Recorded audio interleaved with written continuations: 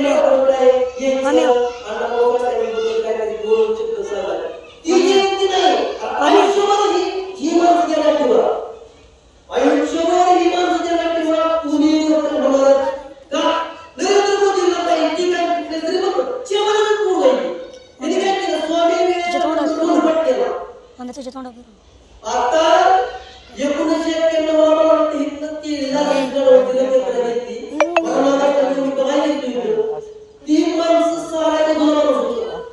ती पुढे हिने होती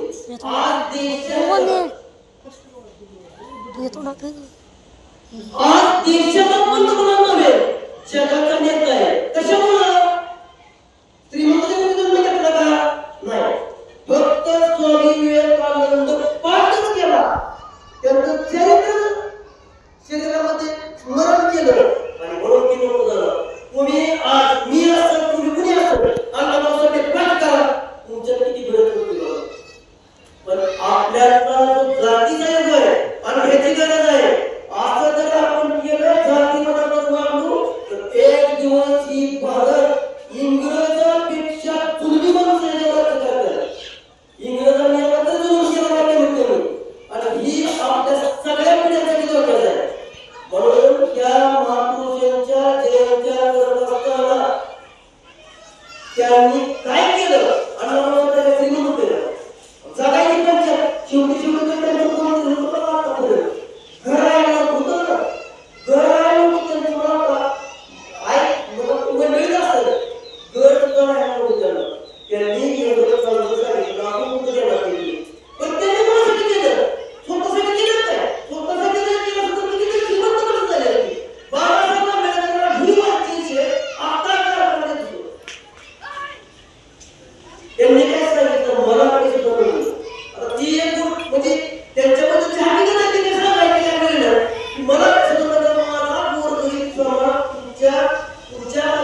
कामाला ठेवा या लोकांनी श्रीमंती बघितली का आपण काय श्रीमंती बघायची असं काय नाही का श्रीमंत झालंच पाहिजे प्रत्येकाने श्रीमंत फक्त कष्टाने झालं तर ते अतिशय चांगलं हीच फक्त दाखवत आहे श्रीमंत झालंच पाहिजे माणसाने आता तुम्हाला अण्णाभाऊच्या त्यांच्या जयंतीच्या निमित्तानं तुम्ही स्मरण करा आपापल्या पोरांना अण्णाभाऊच्या त्यांच्या पुस्तकं वाचा पुस्तक वाचून पाठ करा ना त्याच्या जीवनाचा एक शब्द पोरांना पाठ ही धर्माची पूजा करायची जयंती साजरी करायची आपली पुढची पिढी घडावी म्हणून ही काय देखावा नाही कुणाकडे घ्या लोक पण केलं आज लोक पण एक गावाचं काय केलं ती कुणाच लोक संत ज्ञानेश्वर होतं गाणं म्हणतं मग काय जाती वाजतं काही आज जगात ज्ञानेश्वराने तुम्हाला सांगतो लोकमान्य स्वराज्य मला जन्मसिद्ध शिवाजी महाराजांचं पहिल्याच माणूस महाराष्ट्रातला एक स्वातंत्र्य ना हे जर घालावं स्वराज्य छत्रपतीचं स्वराज्य या ठिकाणी आलं पाहिजे असं का लोकमान्य टिळक म्हणायचे आणि अशी माणसं ज्या वेळेस प्रत्येक गावामध्ये असतं राष्ट्रामध्ये असतं देशामध्ये असतं अशी माणसं पडली तरच प्रगती आणि दुसरी गोष्ट आगमनी जाती पातीचं जे विष आहे ते सोडून द्या तुम्ही माझी माणसांना सांगतो त्याचं कारण असं होईल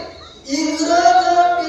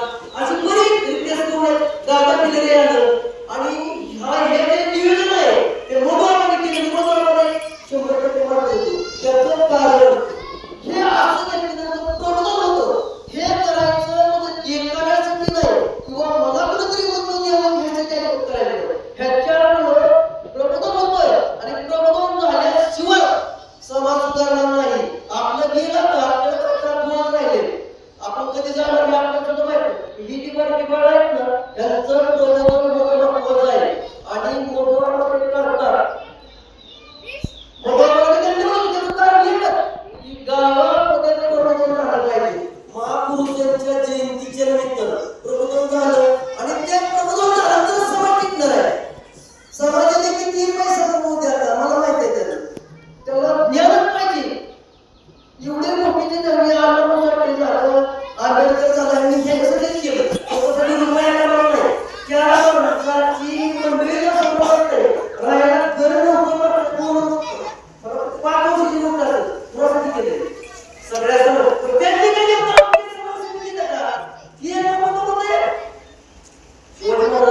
त्यांनी काय महाराष्ट्रासाठी आणि महाराष्ट्रात प्रत्येक जण मराठा की शिवाजी महाराजांचं वाक्य होतं आंबेडकरांनी घातलं त्या पंथासाठी दिले का आईने एवढं मोठं काम केलं ते काय धर्मासाठी केलं हे तुम्ही ज्यावेळेस त्यावेळेस तुम्ही प्रगतशील माणूस आहात नाहीतर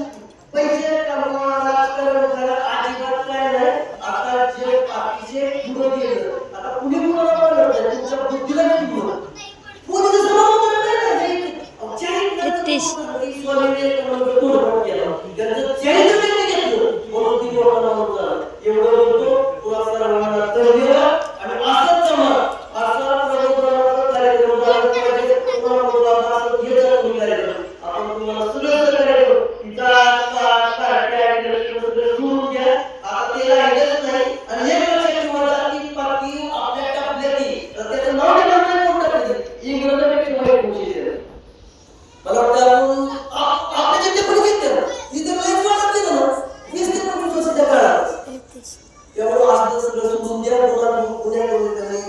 सगळं